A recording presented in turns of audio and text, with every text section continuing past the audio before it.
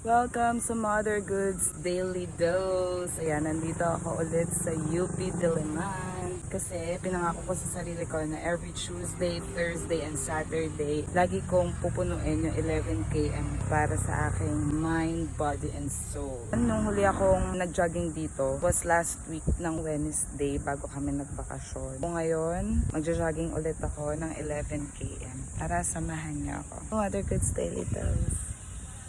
Tapos nga mag 8 minutes stretching, mag-umpisa na akong maglakad. Bakit nga ba ako nagja-jogging or walking? Pang 6th time ko na dito sa UP. Challenge ko lang din yung sarili ko na mag-upgrade sa tulong ni Kuya TJ. And of course, ni John, ang aking partner from 1 km to 11 km. Isa sa benepisyo na nakukuha ko dito is yung self-esteem kasi talagang nabuboost siya. Siyempre, alam mo na gumagaan yung pakiramdam mo habang nagwo-walking and jogging ka. At the same time, bago ko to ginawa, meron akong kondisyon ng tamang pagkain which is yung vegetables and fruits. Meron akong proper breathing. Kaya hindi na sobrang nabigla yung katawan ko.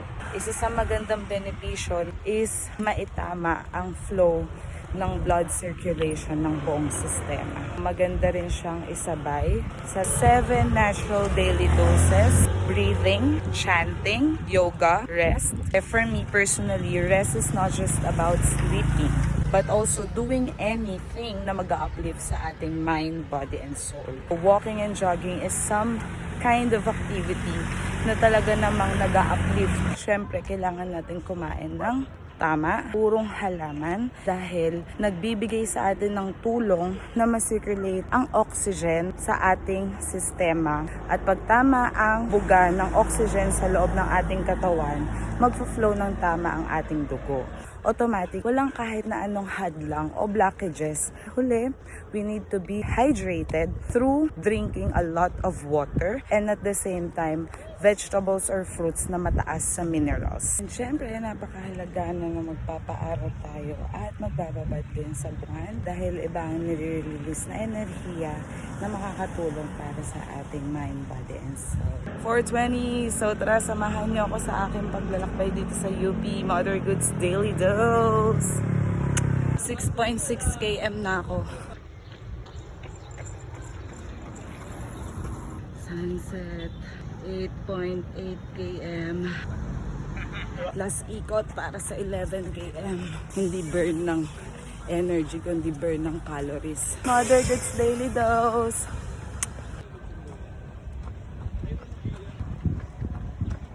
km done dito sa UP Sunken Garden. So thank you Krishna and Radharani sa pagkakataon. Lahat din na-document namin, not to brag or ipakita sa inyo lahat na malakas kami. No, we're actually glad and happy to share every knowledge we know, every activity we have sa lahat kasi kayang-kaya nyo rin mag-start in the simplest form of life na hindi kayo gagastos ng sobra-sobra. Simply discipline your food intake and try to love yourself more para mas maging consistent na gawin ang 7 natural daily doses na lagi namin sinishare. Breathing, chanting, yoga, sunlight, moonlight, rest for us to keep us young and beautiful. Only intaking vegetables and fruits, keep ourselves hydrated. Let's do this for ourselves, hindi para sa ibang tao, kundi para sa ating mga sarili.